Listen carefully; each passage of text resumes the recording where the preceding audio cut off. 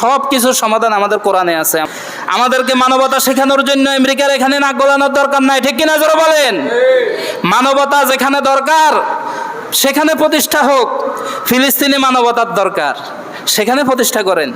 সিরিয়াতে মানবতার দরকার, সেখানে মানবাধিকার সংস্থার আপনার হেডকোয়ার্টার সেখানে স্থাপন করেন। জাতিসংঘের মানবাধিকার অফিস করা দরকার, সেখানে করেন। ফিলিস্তিনে করেন, একটা নয় 10টা করেন, 1000টা করেন, 1 কোটিটা করেন, কারণ সেখানে দরকার। কথা বোঝেন নাই? আমাদের কাছে কোরআন আছে, আমাদের কাছে হাদিস আছে, আমাদের দেশের মানুষ শান্তশিষ্ট।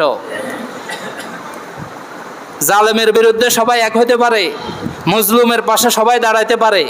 আমাদের দেশে মানবতা আছে।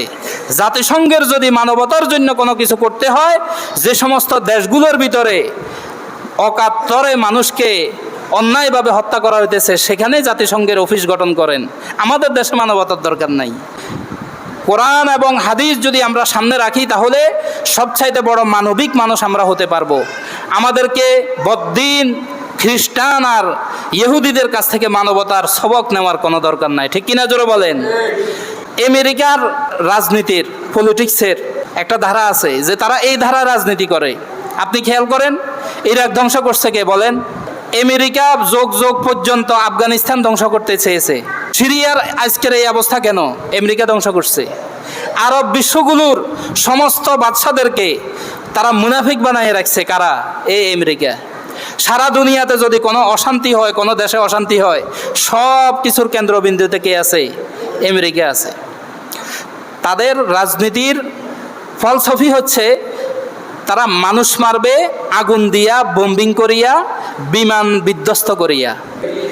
সেই দূর জায়গা থেকে তারা আফগানিস্তানে বছরকে বছর যুগ যুগ পর্যন্ত বোম্বিং করছে। তাদের রাজনীতি এটাই যে তারা মানুষ মেরে ফেলবে শুধু কর্তৃত্ব অর্জন করার জন্য। কিন্তু আফগানিস্তানের সাথে পারে নাই। তারা ইরাক ধ্বংস করছে, গাদ্দাফির লিবিয়াকে ধ্বংস করছে।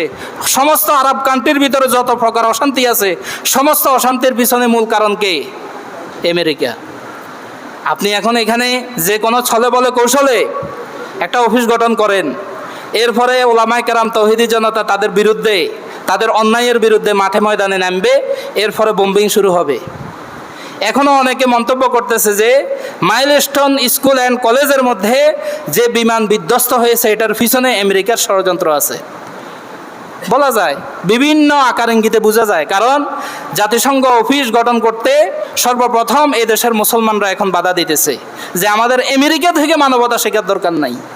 কোরআন আর হাদিস, আমরা মুসলমান, আমাদের জন্য আল্লাহ তাআলা দ্বীনকে পরিপূর্ণ করে দিয়েছেন। সেই দ্বীন